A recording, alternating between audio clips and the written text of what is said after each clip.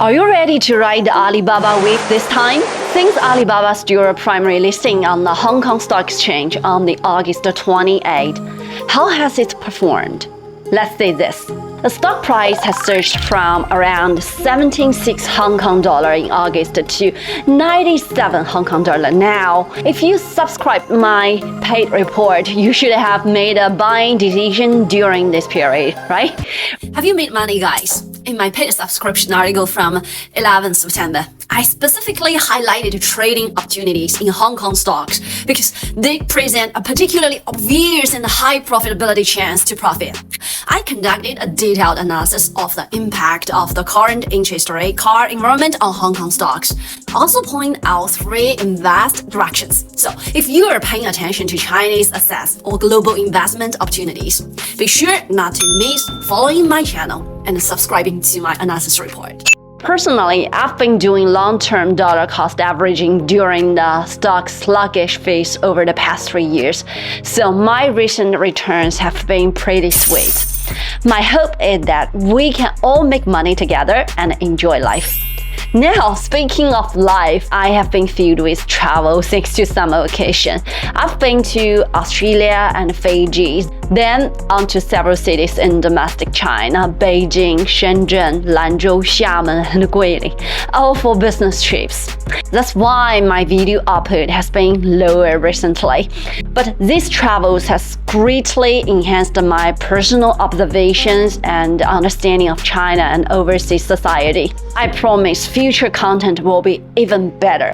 Now, back to today's topic. Some of you might be wondering how Alibaba's recent change affect your holdings, right? Would this new Hong Kong listing dilute or impact the existing Alibaba shares traded on the US stock exchange? Well, Alibaba be issuing new shares that could reduce the value of the current US listed shares. And is this Hong Kong listing a good investment opportunity? I'm Sheila Wang. I'm here to update it on the most cutting edge and fresh business and investment information for you. So don't forget to smash the like button and subscribe my channel.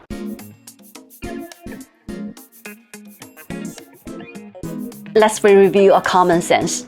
When a company does a secondary listing or share offerings, it can sometimes put downward pressure on the stock price, right? That's because the increased share count can dilute the earnings per share. However, it's not always a guaranteed negative. If the share offering is well received, it can actually boost investor sentiment and the stock price. But in this case, I'd like to see Alibaba is not actually issuing any new shares highlighted here. They are simply dual listing their existing shares on the Hong Kong exchange. So for those of you holding Alibaba shares on the US exchange, you don't need to worry about anymore. What's more, the overall market reaction seems quite positive on this dual primary listing move by Alibaba. From what I can see, the Hong Kong listing could open up Alibaba to a whole new group of investors in Asia. This could provide a nice boost to the trading volume and liquidity of Alibaba shares. And let's not forget, Hong Kong is one of the premium financial centers in the world. So the Hong Kong listed Alibaba shares may become an attractive investment target in their own right. Another important problems. Dual listing means double authorities. Why would they want to be regulated by the 2 different authorities? I mean, the Chinese government and the US government. Well, the way I say it, even though it's twice the hassle, the benefits are double too. Alibaba used to just have a secondary listing in Hong Kong, kind of like a signed office. But now, they're a dual primary listing company. That means they are the main show in both the US and Hong Kong. So even if there's some drama going on with their US listing, their Hong Kong listing can stay rock solid. And let's be real, the US has been really cracking down on Chinese companies lately. Alibaba even back on that infamous notorious markets list for selling counterfeits. There's even talk of putting Chinese firms directly under the US legal jurisdiction. In that environment, going back to Hong Kong just makes sense for Alibaba's growth and policy options.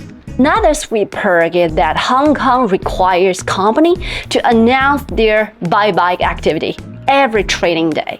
So Alibaba's massive buybacks in the US will be super transparent and timely for investors. They won't be able to hide those shareholder rewards from the markets. And for mainland Chinese investors, this dual listing is a game changer. It will improve Alibaba's shareholder structure and let them re-evaluate the company's long-term value.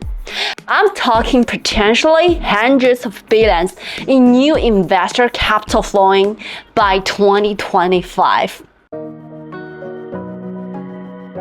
So yeah, this dual primary listing is a big strategic move for Alibaba. But it's not without its challenges too.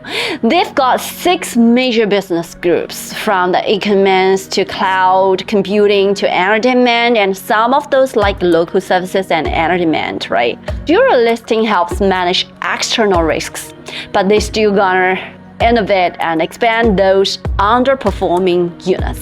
With 2 regulators watching their every movement, Alibaba's really gonna have to nail the operational and financial compliance. And hey, let's take a wider view. This dual listing trend ain't just focused on Alibaba. Companies like ZTO Express, Boss Hiring, and even Bilibili have joined the club.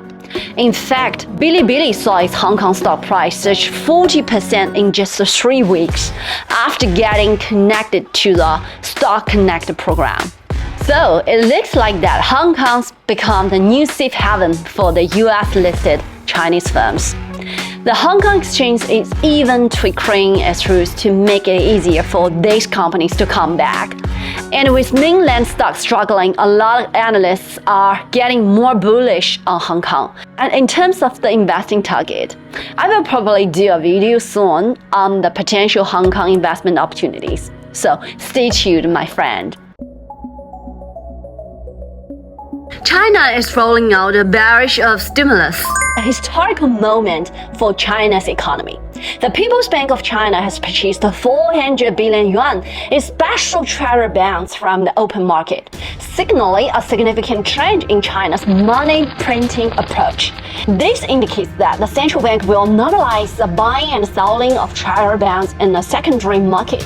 In the past, as we know, the method that created China's economic miracle involved printing money for commercial banks, which then leveraged the money through enterprises, local governments, and residents.